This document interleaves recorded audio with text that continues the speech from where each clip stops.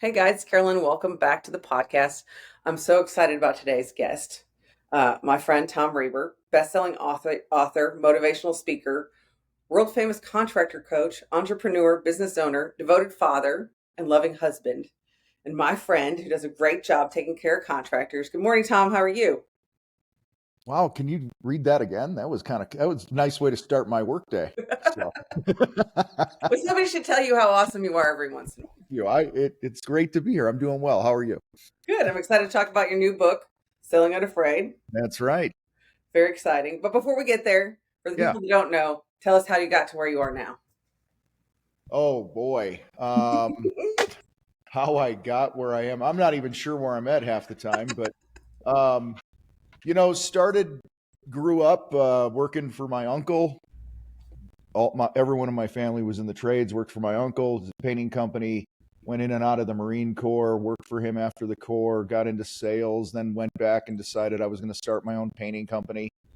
Um, and then a decade later or so, sold that.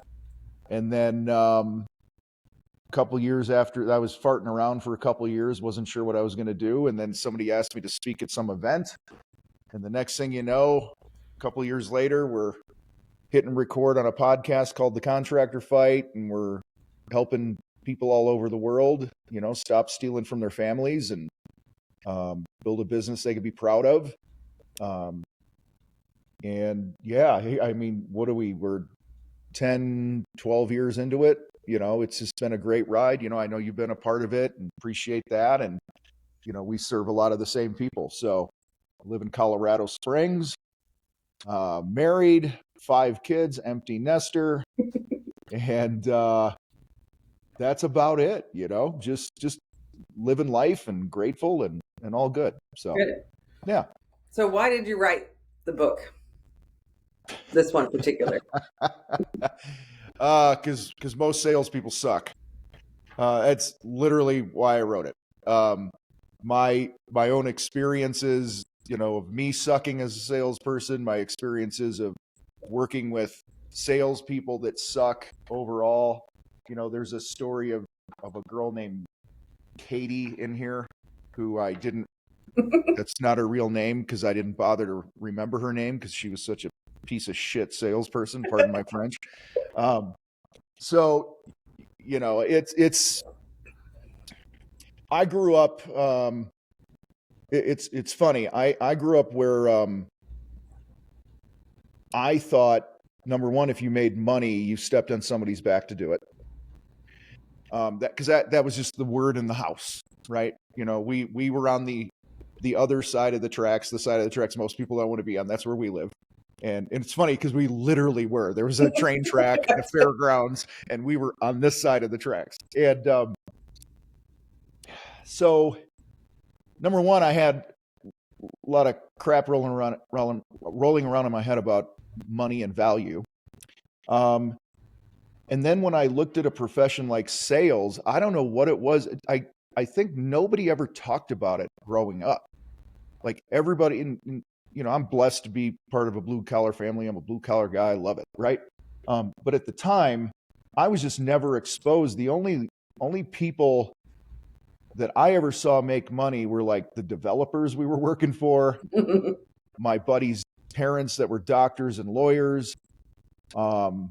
No, I didn't know anyone that was a salesperson, which is so weird. Yeah. So my perception of a salesperson was slimy, what you see on TV. I mean, you guys want to have some fun right now, go to your Facebook profile, personal profile, and just go, what do you hate about salespeople?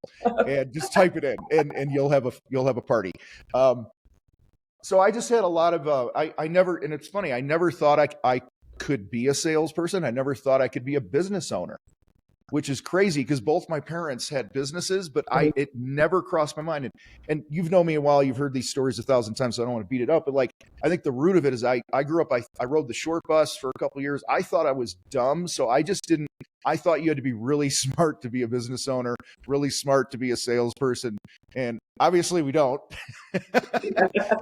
But so there was just so much I didn't understand. So I just grew up with this perception that sales was slimy. In fact, when we started the Contractor Fight, my buddy Neil here, he was on me to like sell stuff. And it's laughable, Carolyn, because I want to say we went a year and a half, maybe close to 2 years before we really offered anything. Anything to buy. Because we just had the podcast and we were just doing stuff, and I just felt I just wanted to add value, and I believe, I don't think this is a bad thing. I have a fundamental belief that if you add enough value, you know, the cash register will ring. Yeah. You know, and that's the simplistic version of it. But so yeah, I just had a lot of head trash around it, and through the last couple decades and stuff, I've really worked through that, and I've reflected, like, I've been selling my whole life, which is funny. We all have, right? We sell our mom for a cookie, Yeah, you know, exactly. and negotiating our bedtimes and this and that. Yet I just, you know, I see so many contractors, they either have a messed up view of what sales is, they don't see themselves as a salesperson because they still see themselves as a contractor, tradesperson, which is cool. And if they do see themselves as a salesperson, they think their work alone will just speak for itself.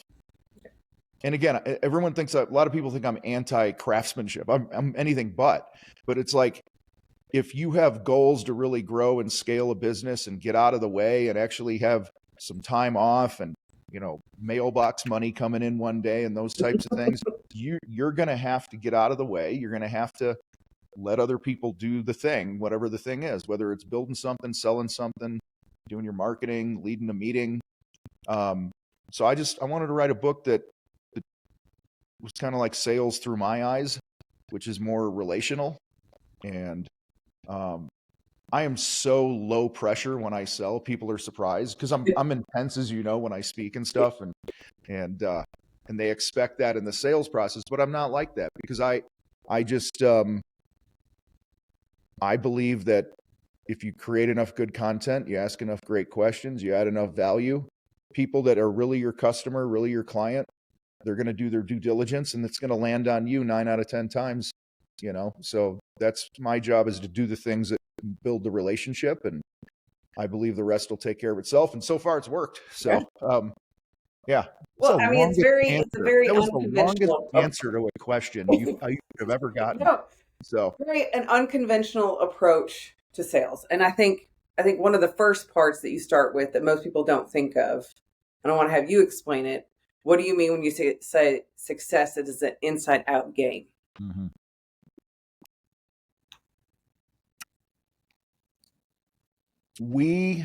I say we, in those of us building careers, businesses, stuff, it's so easy to focus on the thing we're building and neglect our foundation. And so for me, the foundation is a strong you, strong home, then a strong business. So success being an inside out game, I mean, we live with ourselves 24/7. We're hearing the shit that goes on in our brain 24/7, which is terrifying if you think about it. Yeah. And so if we're just not on our game, taking care of us first. I hate the airplane analogy because everybody uses it, but it's so true. Like, you put your mask on first. And so when I'm stronger at home. When I'm stronger at home, I'm stronger in business. When I'm not well personally, or something might be off at home in the marriage or whatever it might be. I mean, you know this. You've been around long enough, married and all this other stuff, to know that when things at home aren't right, you're not as good out on the battlefield of business that day, you know, because it's still messed up. So we end up giving our family and ourselves, our hobbies, our health, all those things, scraps, all in the pursuit of growing a business and selling our stuff. So I just encourage people to really focus on how you take care of yourself and what goes on at home. And then it's okay to make your career or business the third priority. I agree. So, I agree. and that's been a formula we've used in the fight forever, as we coach and train people. And, you know, I'm pretty fired up and proud of the results of all our fighters and stuff that, like, take that to heart and implement it. But yeah, you know, the whole first section of the book you brought up, you know, the inside out game, it's all about prepare. You got to prepare to sell. You play a game. To me, sales is it's like our Super Bowl. Every sales call is your Super Bowl, if you think about it, Yeah. because you work hard to get the phone to ring. And, if you're not prepared, you're going to blow the opportunity. I think of so many opportunities in the past that I didn't prepare for a couple decades ago, that when they came, I wasn't ready. Yeah. And whether it be a big account or a relationship or something like that, that I didn't know how to communicate. I wasn't prepared, and so yeah, preparation's huge. It's, it's the rebar, it's the foundation, it's all that good stuff. I know. And actually, when you start like the whole health journey and all that, you kind of get addicted to it.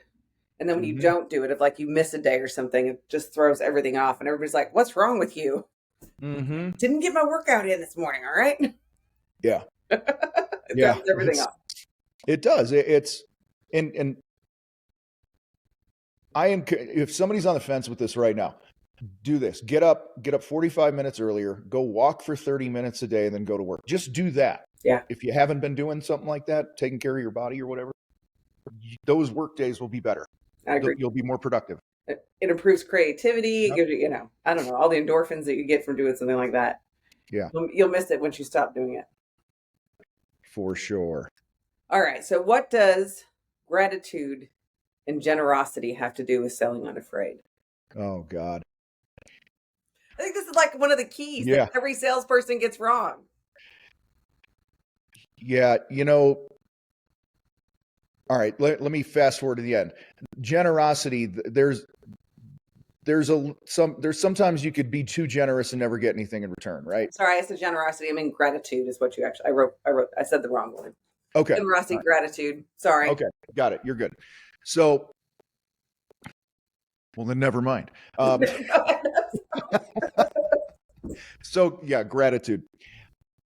This is earlier you talked about like, oh, if you miss a workout or whatever, you feel it and this and that. I've recently gotten out of the habit. I used to sit down every morning and write 5 things I was grateful for first thing. And it's actually been a few weeks now that you bring that up. And I'm like, damn it, and I'm on this show and now I got to admit it.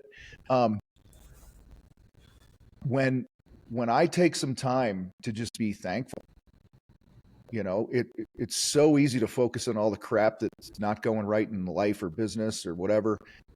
And you get more of what you focus on.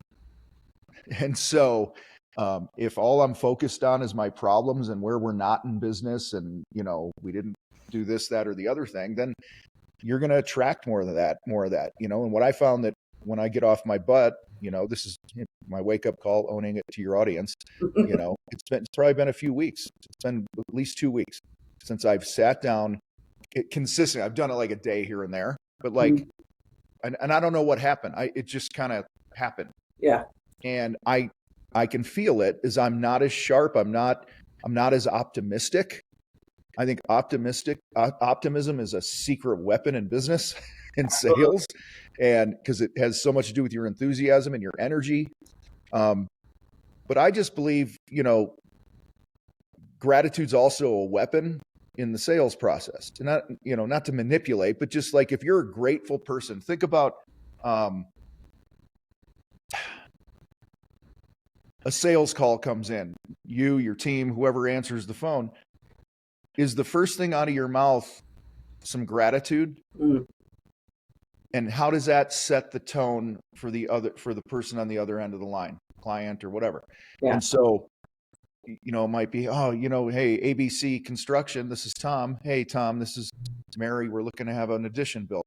Hey, Mary, listen, sometime in the beginning here, we talk about setting the tone with gratitude where, hey, listen, I know you got a lot of choices with contractors and stuff. And I just wanted to know, no matter how this goes, I just wanted to thank you for taking the time to consider our company. It really means a lot. I mean, just that little bit of gratitude statement, I think sets the tone. And when you can go through life and business with gratitude and optimism, that's some voodoo stuff that's going on there that I'm not qualified necessarily to speak on how the brain works and this and that. I just know it works. And, you want better things showing up in your life, then put attention on the things that are already good right now, and you're going to get more good stuff. And so even in the sales process, even if none of us like to lose. If you like to lose, you shouldn't be a salesperson. Number one, you got to be competitive, right? But we didn't get a project in one of my companies just over this weekend. We got a message that they didn't not hire us. They're just not doing the project. And honestly, it was you get ticked off. I was disappointed for my sales guy because it was a big job and he was fired up about it. But on the other end of it now, I'm looking at some of the things that could have gone wrong, and we were talking before we hit record today about contracts and things like that, and now I'm like, hey, it's a good thing we didn't get it right now. Maybe we'll get it someday, but it's a good thing we didn't get it right now because we might not be as ready for it as we think we are. Mm-hmm. And just reframing it that way instead of being all in the dumps about it. So again, gratitude, I think, number one, it's good for you, but it's also good for the people in your company, for your clients. When you just have that attitude, we've all been around somebody that they're just like the most optimistic, happy person in the world. Yeah, exactly. And on one side we hate them because they're like that, and then the other side we envy them, right? And so you want to sell more, be more grateful, and be loud about it. No, and I think as a business owner too, there are so many opportunities to see all the stuff that's going wrong, mm-hmm. and it can be overwhelming and it can be disappointing. And to focus on the things that are going right, like how far you've come, is an important part of it as well. Absolutely. You said it big time, is how far you've come, how grateful for how far you come. Like and again, I know entrepreneurs a lot of them are wired like we are, right? We're type A, we're competitive, we're never satisfied, blah, blah, blah. Mm-hmm. And we can get in our head about it. And it's kind of like if you were to plot your last decade. Now, the problem is we're all zoomed in on where we're at right now. Mm-hmm. But if you were to zoom back and look how far you've come in a decade, you'd be blown away and realize there's a ton to be grateful about. I agree. So, and that's something I think we could all do a little more of, because it's, especially with, this, all the social media, every time you turn your phone on, it's like, 13-year-old starts a business and grows at $780 million in 8 weeks, like it's, yeah. Yeah, I know. I had one of those guys on my podcast not that long ago. He's like barely 30 and, owns several companies and is being consolidated. Like, oh shit, I'm behind. Yeah. But behind to what? Because it's, and again, I'm competitive too. I'm with you, but it's like, and it's not like I'm not happy for the people. It's like I expect so much of myself that it pisses me off. That's kind of what it is. No, I know. You're shitting on yourself. I should be here. I should be there. Right. But if you think about it, most of us, I think, at least for me, I'm exactly where I should be based on the decisions I've made up to this point in my life. Sure. We're all on our own journey. And I'm grateful for the road I've been on and where I've ended up and where we're going from here. So yeah, we have a lot to be grateful for sure. I mean, I had a guy we were coaching, he had like 30 open jobs and he was really struggling. His PM quit. There was just a bunch of things that happened, right? And ultimately he's like, it's on me. I lead the company. I screwed it up. We're in this position. And he was really down in the dumps. It's like, I got these 30 projects and I don't know how I'm going to get them done. I got all this cash out there. I said, well, what if we just reframed it to being grateful that you actually have 30 jobs to finish and money to collect? Really? Like, yeah, you're not going to make the profit you want and it's a shit show and you got to deal with all this stuff. But at the end of the day, it's you got stuff to do. You got clients to make happy and make things right. Yeah. And it ended up being a win for him on the other end of it because he adopted that, different mentality, framed it differently. So, and unfortunately, growth only comes through pain. Yeah. Yeah, that's so true. Unfortunately. All right. How about curiosity in the sales tactic? Yeah. I think this is something that you really do differently. Curiosity? Yeah. Yeah. Well, people if they come to you and you or somebody on your team is in the sales process for them, they came to you because they believe that you have the answer to the problem they have. And just like a doctor needs to diagnose something, we need to understand and be curious. Like if I walked into the doctor and I said, hey, my right knee hurts, and he just started writing something on a piece of paper and here's a prescription and get out of my office without asking me any questions, what did I do anything, how am I sleeping? I mean, a good doctor is asking you, what do you eat? How do you sleep? Even before they start talking about anything else, they want to get some context. And so it's no different in sales that, people come to us, they reached out to your company because at some level they believed you can help them with their problem. And in order for you to truly help them, you got to understand what's important to them. Maybe you're totally qualified to do the thing they've called for, but you're just not a good fit for whatever reason, right? You're going to learn that by being curious and talking about, things like costs early up front and timing. And so it's really Tim Catroni, that, one of our coaches in the fight, he said years ago, he says, the dumber I am, the more money I make.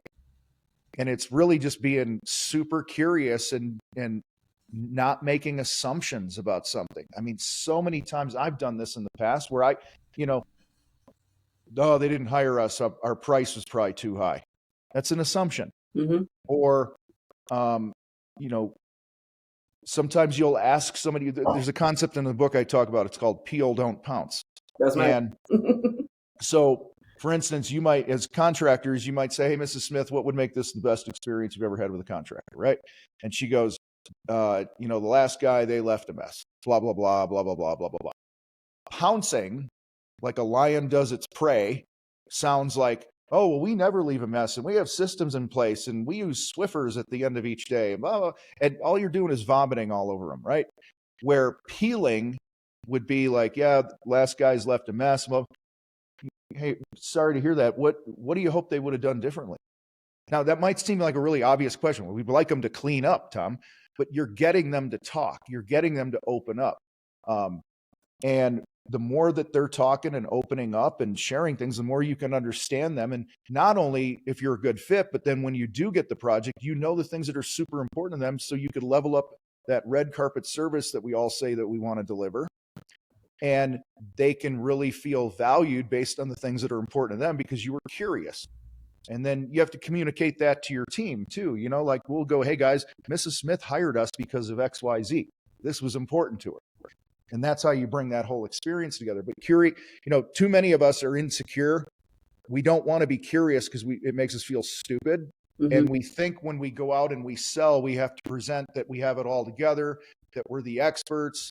There's nothing that we don't know and this and that, which is probably true in most cases when it comes to our craft. Like we know the deal, right? But people buy for their reasons, not ours.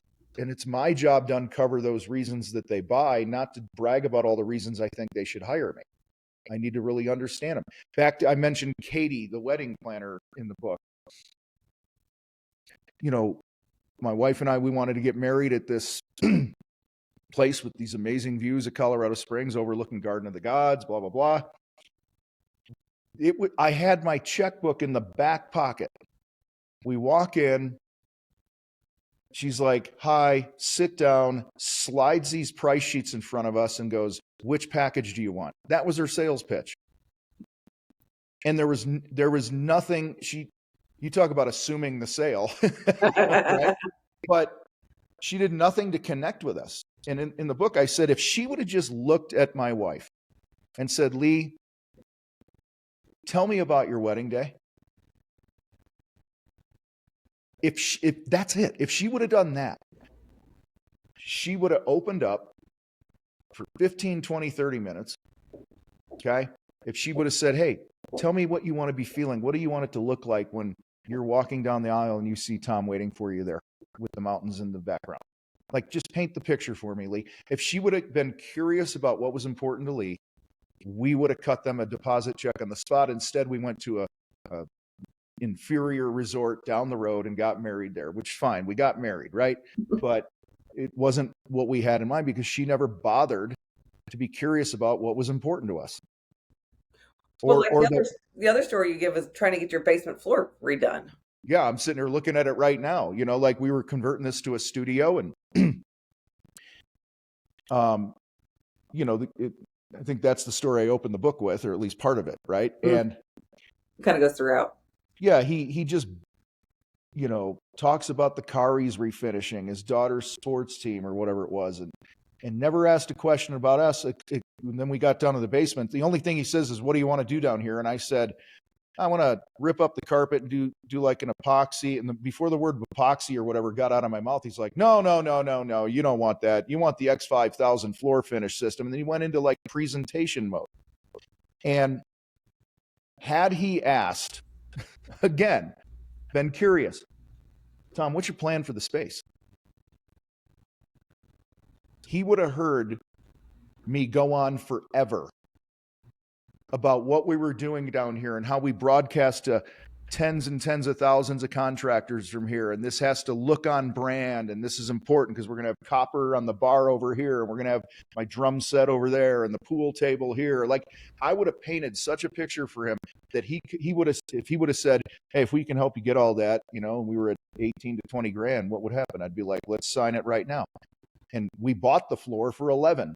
And in our mind, again, I'm glad I paid 11, you know, eventually. But in my mind, if he would have said, you know, "We can handle all this for you at a higher level. Give me a couple options," right? Is where I'm trying to get here. In our mind, we were thinking this floor was going to be 25 to 30 grand. Yeah. We had already spent the money in our mind. And he left it on the table. And so did the next sales guy that ended up getting the job. But because assumptions were made. You know, my wife's like, "Well, how much is the floor going to be?" Not because she was like nickel and diamond. She was just curious, "How much is a floor like this?" He's like, "Oh, it's a lot of money." That's an assumption. Yeah. Like, you know, if we polled everybody listening to the show right now, had them write on a note card right now, "How much is a lot of money?" Everyone would have a different number. Exactly. So 2,000, 20,000. Yeah. But yeah, curiosity is one of the ways you connect with somebody, because they're talking, and we are our own favorite subject, as we all know. And the things that are important to us are, and if you really want to uncover somebody's motive for buying, what we call it, you got to ask questions and shut your mouth. And again, there's no such thing as a dumb question, because dumb questions actually get to the root of things. You know, like, "Yeah, we got to fix this deck. It's got all these splinters and blah, blah, blah." I mean, how long has that been going on, right? Like a doctor. "Oh, this, that, and the other thing. Oh, how's that affect life around here when you guys want to come out here on the patio or on the deck?" "Oh, well, it's all Rick." Like, they sound like really dumb questions, so we don't ask them. But when you ask with the right tonality and the spirit of the conversation and all those, you're going to get people to open up about their frustrations. What I find, back to the peel, don't pounce thing, is the more you peel something back instead of pouncing to understand it, you're peeling to understand it. Sometimes you realize that's not even the real pain. That's not even the real motive. I've had people so many times they're like, "Yeah, we need this done by July 4th. You know, pouncing would be, "Okay, we got to get the contract signed, and we could get the thing, and we could get it done, and we'll have it done by the 3rd. And you're pouncing.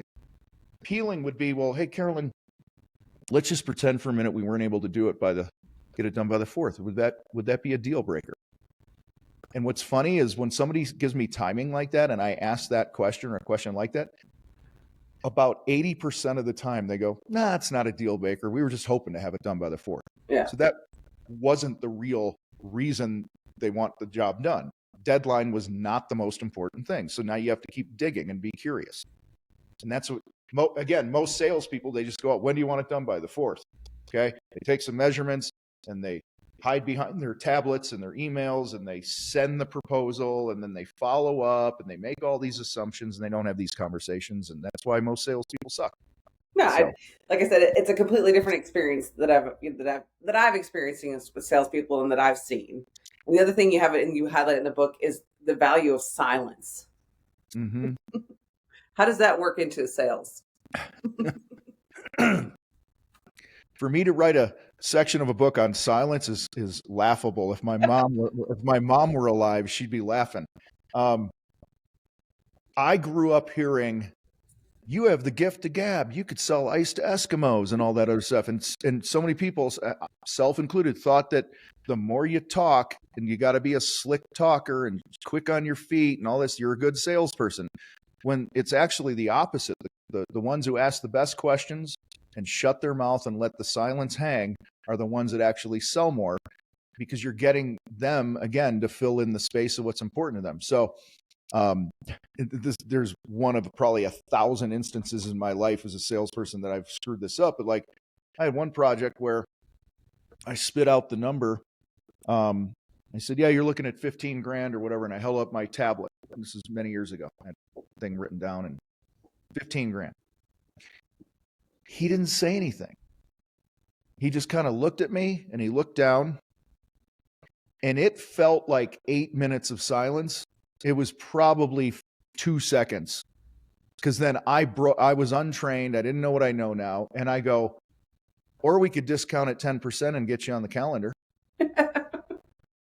And he looks up and he goes, oh, I'm sorry. I was just trying to figure out which account I was going to move the money from. I was cool with the 15, but I'll take 10% off. Thank you. I just stole $1,500 from my family because I didn't know how to be quiet. And that's why, again, role plays are so important, because you got to practice these things. Not only practice asking questions you're not used to asking, but practicing being quiet. Like, here, let's do a test. Ready? Okay.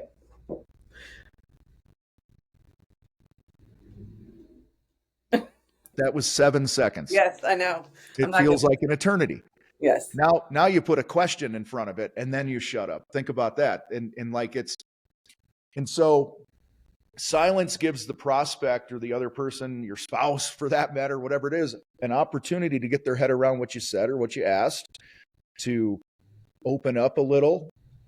You know, when you're filling the silence with your voice all the time, you're not giving them any space to reply or ask questions or connect with you. So, yeah, I've probably, in my career, especially early on, I probably talked myself out of more sales than I talked myself into, for sure. You know, not handling the silence well. I understand. Yeah, especially when it comes to money. Again, so much of our crap with money affects our worldview that we grew up with money, and our upbringing affects everything we do. And like, I see so many business people or contractors are like, man, I'd never spend $1,000 on something like this, and nobody else would, right? You bring your own perception or your own buying habits into the way you sell. Mm-hmm. And you got to be careful that you're not selling in the manner of which you buy, if you buy in an unhealthy manner. Yeah. And if you have an unhealthy money mindset, and that's where practice and role play comes in. And it's, hey, Carolyn, based on what you're talking about here, we could do this basement for you. On the high end, we could get crazy. We have some clients that just get crazy. They want everything. You're looking at, 300 grand, maybe down to 250. Brief silence. Or we don't have to get as crazy. Still get the things that you mentioned that were important to you. They'll recap, blah, blah, blah, blah, blah. And, there we're looking at, 125, 120, or 100, somewhere in there. Which of those two conversations should we have? That's my favorite budget question. You paint two pictures and you go, which of those conversations should we have? They will tell you their budget 100% of the time. Mm-hmm. But you have to be cool with silence, because sometimes it hangs there for what seems like an eternity, but it was only 7 seconds. And they're thinking. Yeah, I think, again, you at the top, you said, why did I write it? Also wrote it because I believe success in sales is about discipline. It's the discipline to role play, to take care of yourself, to strong home, strong you, strong home, right? Strong business that we talked about. Working on our mental game. It's the discipline to track things and to learn from the data. There's the discipline to role play. There's discipline to, work your own pipeline. How many of us spend God knows how much money generating new leads, and we don't work the leads that we already have in our database, whether they bought from us or not? We had a guy in Battleground a few months ago. I did a training. I'm like, go back and call every dead lead that you had, right? They just dropped off the planet. I don't care if they told you no, call them back. He called 11 people that day and he sold a $160,000 job because life got in the way. And they're like, oh, so thank you for calling us back. You're the only one that called us back. Like, that's a discipline thing. Yeah. It had nothing to do with spending more on leads and marketing. And I talk about in the book, most salespeople are like baby birds waiting for the Google gods to give them a worm. And it's like, there is money in your database. I just sold a $25,000 paint job for our painting company last week because we did a $16,000 job for this lady. I sent her what we call a UIT, unexpected intentional touch. Talk about it in the book. And I was like, hey, Julie, it's Tom. Just wanted to check in and see how the project's looking. I hope all's well. Done. That was it. I send 3 of those a day, by the way, to past client. That was a Tuesday. On Thursday, 2 days later, she replies, everything looks great. Thanks. I just give her the thumbs up. The next Monday, almost a week later, out of the blue, she messages me and says, hey, I'm thinking about doing the bedroom, that concrete floor in the pool room, and this and this and this. Can we have a conversation? I said, yeah, let's talk tomorrow at 3:30. So I went out there at 3:30, met with her. That's about $10,000 or $12,000 worth of work that she's going ahead with. And then while I was there, I said, hey, you mentioned doing the exterior. Is that going to happen this year or what? Because if not, I won't hold a spot for you, but we're filling up. Just tell me when you want it in if you're going to do it. She goes, yeah, I'm for sure doing it. I said, when do you want to do it? She goes, end of the fall. And I said, okay, or end of the summer and early fall. And then we're sitting there talking about something else. And then she goes, actually, I'm traveling. I'm going to be out of town. I'd rather do it when I'm not here. She goes, can you do it in July? I said, sure. So the point is that 25 grand exterior and the other 10 or 12 grand would have not happened. It wouldn't have happened without the discipline of sending that really simple message. And the data that we've seen, Carolyn, as we've tracked this through the years, is if you send 3 a day to your past clients database, whatever, and it's not a sales pitch. It's like, Carolyn, we painted that thing. We built that thing. How's it looking? Or for you, it'd be like, hey, Bill, how's the contract? Any issues? It's just a check-in, right? Yep. And 3 a day is about 800 a year on work days.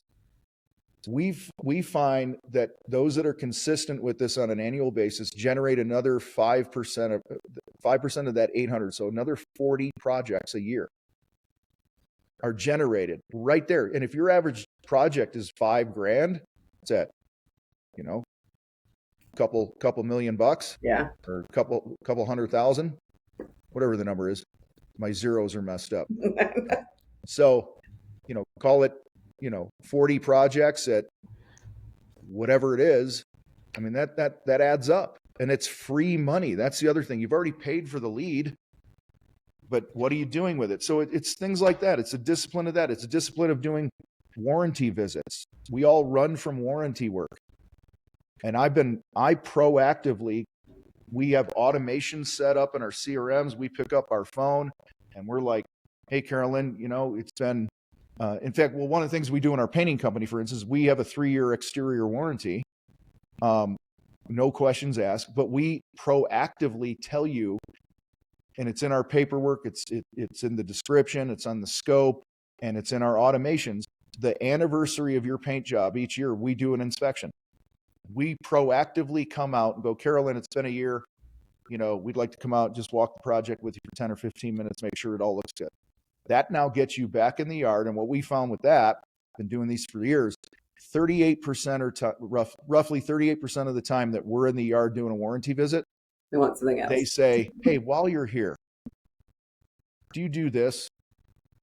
We've been talking about this. All right. Now, that's not why we're doing it. We're doing it because we're trying to have a customer for life, obviously. Yeah. Not just a transaction, but a benefit of caring about them enough is you're going to get more referrals, more repeat business, and you're going to grow your business without having to spend a lot of money on marketing.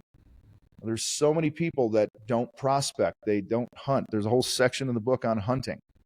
And that's probably one of my biggest pet peeves, Carolyn, is salespeople are not hunters. They all whine and complain about, not selling and the leads and this and that, but they don't lift a finger, with the controllable, consistent actions that are going to move them closer to a sale. No. You know, You told me about the 3 intentional touches, personal touches before, and I had some great ideas, and I never did them. I mean, that would work with my clientele too. I know it would. Yeah, and it's one of those things where I just try to make it part of my daily routine in the morning, where you just sit down, you pour a cup of coffee, I sit out by my water feature in the front, and I just send them, and then I'm done. It's like 3 to 4 minutes a day. Yeah. Now, okay, and by the way, for those listening, most people are either going to not reply or they're going to just give you a thumbs up or go, "Hey, it looks great." Very rarely do you get somebody like we sent one last week, and I'm glad we did, because she's like, "Hey, everything was great on the walkthrough. This is awesome. You guys are great. We realized this after you left." And it was a couple weeks later. And it was a legit issue. It was something that got missed or whatever it was, and we were like, "Oh, thanks. We'll send our project manager back out there and and he did. And now they have a 5-star experience, right? Yeah. We didn't run from it, and we were proactive about it. So there's so many ways to add value to your brand by just being proactive with these things. And the whole point here of the discipline thing is I was taught growing up that it's about the scripts, it's about the leads, it's, and all this other garbage in the sales world, when it's really about discipline. It's really about the most successful salespeople are the most disciplined, hands down, because they just, who was the car guy who sold like a gazillion cars, and he would write handwritten letters to everybody? This is way back in the day. I forget, is it Joe something? Yeah. I can't remember his name. And like, he had the discipline of writing handwritten cards every single day of his career, and he sold more cars than anybody on planet Earth. Mm-hmm. Because at the time, that was the discipline that moved the needle the most. So all of us have a discipline in our sales process right now. Something that when you do it, you make more money, and when you don't, you don't. Like, identify that thing. It could be prospecting, it could be creating content, it could be UITs. I don't care what it is. We all have a thing. I track it, identify. Winners track shit. Yes. Right? So that's another thing that takes time to set up and learn how to track and all that other stuff. But it's like what you watch, what you measure will get managed. 100%. And, tracking is not that hard. You could do it with a spiral notebook. There's a guy I was coaching for years who's now a multimillionaire. And when I started working with him, he's not a computer guy. He's like, "I ain't doing spread." We would get on our Zoom calls, and he'd pull out a binder, a spiral notebook, and go, "Okay, I had 1, 2, 3," and he's counting his leads, and he's like, "And this was a sale, and but he tracked it." The point is he tracked it. It doesn't have to be complicated. So, because if you don't have the right information, then you don't know what adjustments to make. No, absolutely. So, where can people get your book? I highly recommend it. I learned things when I read it. And I'm not a contractor, but I learned a lot of great sales insight. No, I appreciate that. Yeah, you grab it on Amazon. There's hard, soft, and I think there's Kindle.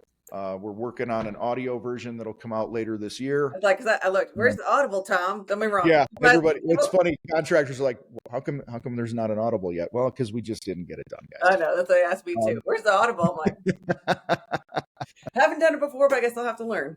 Yeah. And then about the contractor fight, where should people go to find out more about that? thecontractorfight.com, or anywhere social, anywhere online, Google, whatever, just put in the contractor fight, you'll land on Tom Reber will pull it all up. You got it. Yeah, I appreciate it. Thank you. Oh my God. Thank you so much for taking the time to be on the show again. I appreciate it. You rock. Thanks.